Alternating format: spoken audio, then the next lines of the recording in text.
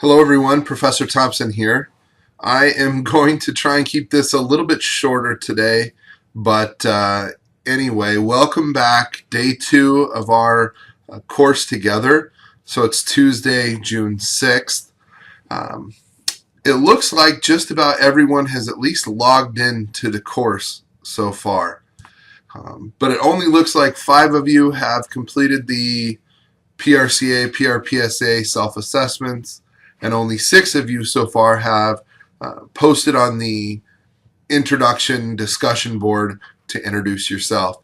So while many of you have logged in, not all of you have really started actively participating yet. So I just want to encourage you to get started. Make sure that you're kind of breaking the ice and getting some good habits and getting rolling sooner rather than later. I definitely want to suggest trying to work ahead as much as possible. A couple thoughts on my mind today, as I think I received 70 emails in the last 3-4 hours. And not that they came from your class, but I have 3 online classes going right now at once. And so some things that I really want to stress as we're getting your class started. One, please pay attention to the details in the requirement sheets. Please pay attention to the syllabus. I sometimes get very frustrated in the sense that I get emails and questions that are on the first page of the syllabus or the third page of the syllabus, or they were questions that might be answered in a video that I posted. So make sure that you're using the resources. You're not getting lazy and asking questions that you probably should have read if you looked through the requirements of this assignment. So I very much am a person who more often than not will direct you to where you could get the information rather than constantly kind of holding the hand and giving you the information. I want to point you in the right direction.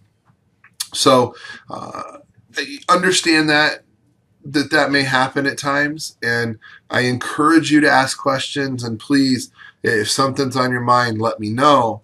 And then I will do my best to either answer it if it's something that I know that I haven't really addressed, or I'll point you in the right direction. I definitely want to stress to watch the videos. If you're watching this one, obviously you're here, but as I begin to post new videos throughout the next 8 weeks, I definitely feel like this is the fastest, most current way that I can get you information and things that are on my mind quickly, or reminders. So I understand that you might be busy, but always try and carve out the 5-6 minutes that you might have to watch whatever video I post. I really want to re-emphasize that the requirements for your presentations are state of Illinois requirements. I had some questions and emails today on that. I cannot change the fact that you have to give your speech in a public place, that you cannot give it in your house. I cannot change that you have to have 8 or more people who are 16 years of age or older. And again, you can't edit it. These are not my requirements. They're not CODs. They're the state of Illinois. And so that we maintain a sense of integrity of the course, of the transferability, they have to be met. And so I'm really enforcing something that has been decided above my head. So as I mentioned in the last video, you gain flexibility in this course, definitely, but it doesn't mean that it's easier. And this is one of those not easier moments where you have to gather an audience. You have to have it in a venue outside of your house, and you've got to figure that out as an online student, how you're going to make that happen.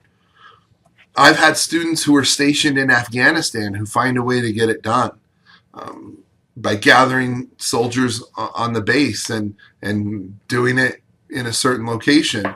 I've had students who have thrown barbecues, used movie theaters, used outdoor amphitheaters.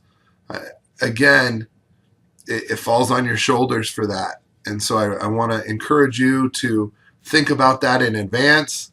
Do not wait until the last minute. Set yourself up for success.